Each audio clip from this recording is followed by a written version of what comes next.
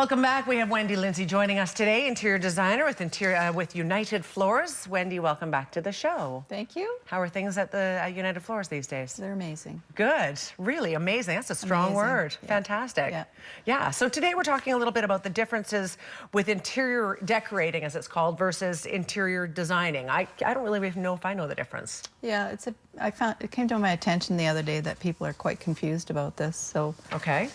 They're actually very similar and they're very different in the same sense. Okay. Because interior designers and interior decorators both deal with aesthetics. But interior designers should have a drafting background and construction knowledge. Okay, so that's more about the bones of the house? It's more about the bones, space planning, construction, knowing the setbacks and stuff for, you know, cabinet distances and, you know, room layouts. Like sometimes there's big homes that have huge rooms and you can't put furniture in them. There's too many doorways. Are you a decorator or designer? I'm a designer. Okay. So, but you know enough about it to know that if the interior, the way the designing goes, if it's not done well, it can be hard to decorate.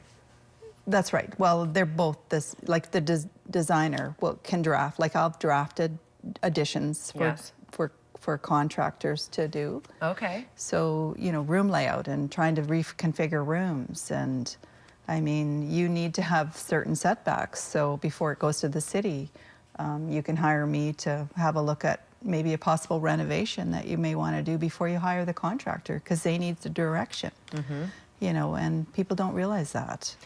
As an interior designer, what are some of the biggest things you see people overlook when they go in to do a renovation? Space planning.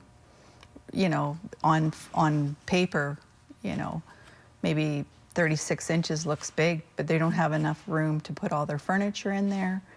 They can't walk through things. There's not enough. It's mostly making sure you have, you know, toilets too close to the cupboards. You can't sit down on the toilet. You know, stuff, really weird things. So, and they don't realize that till later. Sure. And they think that's the contractor's responsibility, but they have to have a plan. Right. You know. And certain things are to code. You can't have certain things too close to or far away. Have you seen those sort of things being breached and then there's a headache afterwards? Oh, yeah. Yeah. Give me a nightmare example. You don't have to name names, but I'd love to hear something that's gone sideways that, you know, you'd like to warn the public. Typically these are ones that aren't done with permits. Sure. So typically you're supposed to get a permit, but just not even being able to open the door to the shower because it hits the door in the bathroom. So, you know, just weird things like that. Okay. You know, I remember going to one house and someone that had a decorator there and they told them they could have an island. And I said, well, start measuring it out. You'd have 18 inches of walk path between the island and the cupboard. So stuff like that, people don't realize. They want what they want, but you have to work with your footprint. Absolutely. So as an example, I just did a big reno for someone.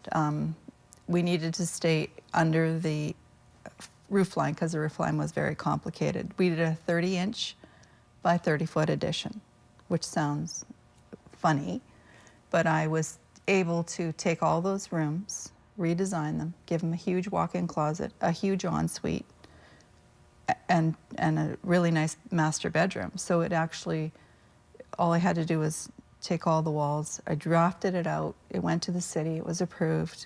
And we redid that. The house is amazing.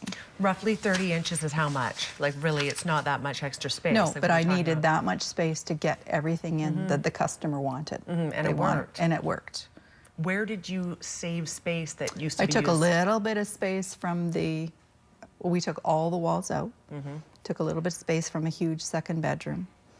And I mean, the closets in that particular house were about 36 inches wide. And there was it was a big master bedroom, but basically it was a big hallway. So it turned out absolutely amazing. That's awesome. Yeah. I often find, especially in older houses, there's a lot of dead space, say in the dining room. Nobody uses it, right? Yeah. Yeah, so, you know, even today I went to do something and like the island was in the wrong place. And these people had done a home renovation. They could have done it better by just turning the island, but they're not dealing with it on a daily basis. Were these people the people that live there?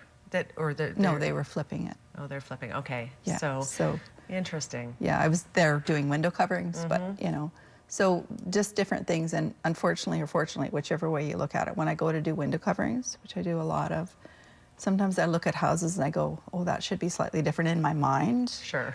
Keep it to yourself, maybe. I keep it to myself. Too unless. late now.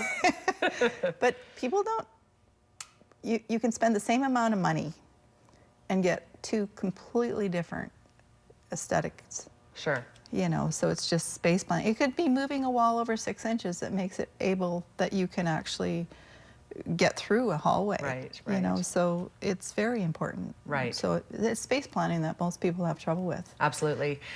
In closing, we're almost out of time, but essentially, it's good to have your own ideas. It's good to have inspiration. You know what you want to do, but getting a second opinion, such as yours from an interior designer, you may be introduced to concepts or ideas that you hadn't thought about before that may save you some serious headaches. Well, because people just get stuck with what their idea is. And Yes. my job is to come in and give them, help them. Often they're correct, but sometimes give them a totally different idea that blows their mind. Sure.